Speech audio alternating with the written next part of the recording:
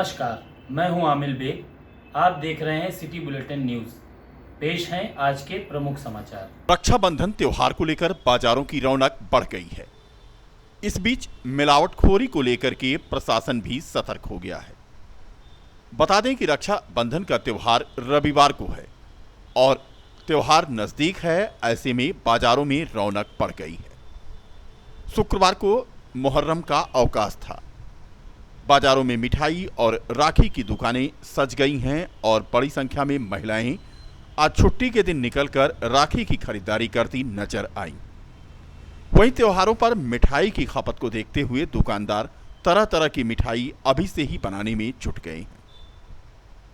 फिलहाल हम बात कर रहे हैं रक्षाबंधन के त्योहार की। रक्षाबंधन का त्योहार सावन का अंतिम दिन माना जाता है। रक्षाबंधन को लेकर के इस बार बाजारों में रौनक नजर आ रही है। लॉकडाउन खत्म हो गया है, रविवार को भी बाजारें खुलेंगी। ऐसा जैसे ही लोगों को पता चला, लोग खुश हो गए, क्योंकि रक्षाबंधन रविवार को है और रविवार को इस बार वीकली लॉकडाउन नहीं रहेगा।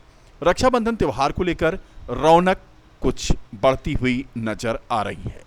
कोरोना काल में ऐसा पहली बार हो रहा है कि जब कोई त्योहार आया है और उस त्योहार को गाइडलाइन का तो पालन करना है, लेकिन खुले दिल से इंसान इस त्योहार को मनाने के लिए आगे बढ़ रहा है। बाजारों में रौनक है, तरह तरह की दुकानें सजी हैं।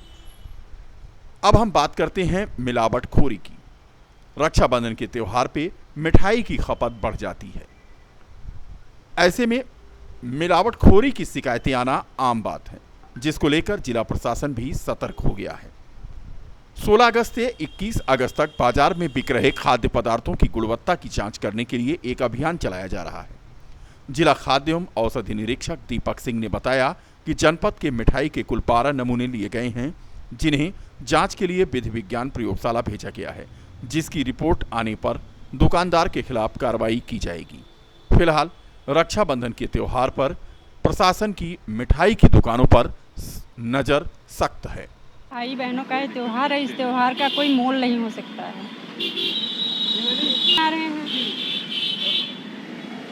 मना रहे हैं, भाई बहन का त्योहार होता है, सब कुछ तो दोबारा मिलता है, लेकिन भाई बहन का त्योहार, भाई का प्यार तो भाई बहन के प्यार में तो बहुत ही अटूट है। क्या नाम है आपका? सीमा सिंह। जिलाधिकारी महोदय के निर्देश के क्रम में एक विशेष अभियान चलाया जा रहा है, जो 16 अगस्त से 21 अगस्त तक चलेगा, जिसमें विभाग द्वारा 3 टीमें बनाई गई हैं, जो रोज़ मिलावटखोरों के खिलाफ कार्रवाई कर रही हैं। अब तक 12 नमूने उठाए गए हैं, विशेषकर मिठाइयों के, और चूँकि जांच हेतु प्रयोगशाला को भेजा जाता है।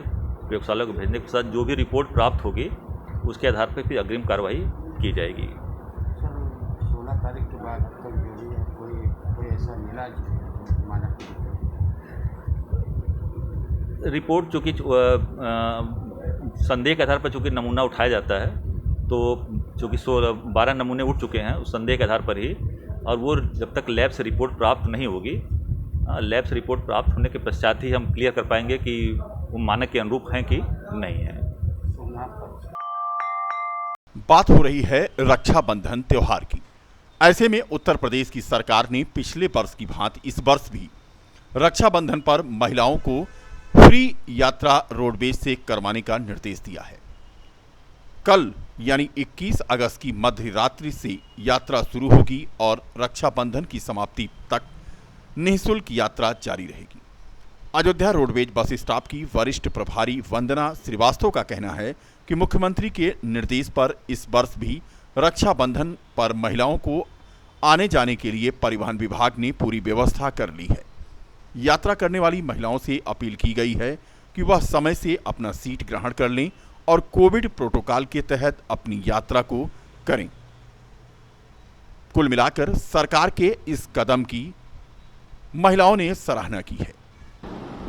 माननीय मुख्यमंत्री जी के आदेशानुसार एवं परिवहन निगम मुख्यालय के द्वारा दिए गए निर्देश के अनुपालन में प्रत्येक वर्ष की बात इस वर्ष भी 21-22 अगस्त की मध्य रात्रि में 12 बजे से 12 बजे तक महिला यात्रियों को निःशुल्क परिवहन सुविधा उपलब्ध कराने निर्देश दिए गए हैं, जिसके अनुपालन में समस्त महिलाओं से ये अनुरोध करूंगी कि आप लोग समय से अपने बस में पहुंचकर अपने अपने स्थान को ग्रहण करें और कोविड-19 के नियमों का पालन करें। मुझे तो बहुत खुशी है, बहुत अच्छा लग रहा है और जो भी किए हैं बहुत ही अच्छा काम किए हैं महिलाओं के प्रति। जी योगी सरकार का धन्यवाद। बहुत बहुत धन्यवाद उनका, योगी सरकार का, योगी और मोदी। मेरा श्रीमती सीमा तिवारी। बहुत ही अच्छा स्टेप था लेडीज़ के लिए और मुझे लगता है ये काफ़ी अच्छा प्लान है योगी सरकार का और मैं इसे काफ़ी ज़्यादा अप्रिशिएट भी करती हूँ। बहुत ही अच्छा स्टेप था, थैंक यू। आपके नज़रिए में जो गरीब तबके के लोग हैं उनको किस तरह से सहूलियत मिलेगी? उनको काफ़ी ज़्यादा हेल्प हो रही है। हो सकता है कि वो पैसों के कारण ना जा पा रहे हो अपने घर, लेकिन अगर ये फ्री स्टेप से वो काफ़ी ज़्यादा हैप्पी होंगे और ये काफ़ी वेल्दी रहेगा उनके लिए। क्या नाम है आपका? जितेंद्र तिवारी। अरे अच्छी बात है भैया, अच्छी सुविधा दी है आप लोगों ने। जो गरीब लोग हैं उनके पास साधन नहीं है, आ जाने के लिए उनको आराम है, आराम से आएंगे, आराम से जाएंगे। अच्छी सुविधा है, आप बहुत अच्छी बात है हम लोग की तरफ से भाई। तो अच्छा सा मतलब है, विचार भी अच्छी बात है, साधन भी मिल रहा है, फ्री से मिल रहा है, अच्छी बात है भैया। बहुत बहुत धन्यवाद भैया, थैंक यू। नीरज देवी। उत्तर प्रदेश संस्कृत विभाग की सहयोगी संस्था अयोध्या शोध संस्थान की ओर से श्री राम की विस्तृत यात्रा और जीवन मूल्यों की प्रतिष्ठा को लेकर प्रदेश के 5 अंचलों के 16 जनपदों में रामायण कॉन्क्लेव का आयोजन प्रस्तावित है। रामायण कॉन्क्लेव का शुभारंभ अयोध्या में 29 अगस्त को 2 दिवसीय होगा। कॉन्क्लेव का अनावरण राष्ट्रपति रामनाथ कोविंद करेंगे। इसको लेकर राम कथा पार्क में तैयारियां तेज कर दी गई हैं। राष्ट्रपति के पहली बार अयोध्या आगमन को लेकर विशेष व्यवस्था की जा रही है। शुक्रवार को बीकापुर और मिल्कीपुर में बूथ सत्यापन प्रशिक्षण कार्ययोजना बैठक का आयोजन किया गया। इस मौके पर मौजूद प्रदेश सरकार के कैबिनेट मंत्री मुकुट बिहारी वर्मा ने कहा कि जो भारत माता की जय न बोले और सम्मान न करे, ऐसे लोग देश के हितैषी नहीं हो सकते।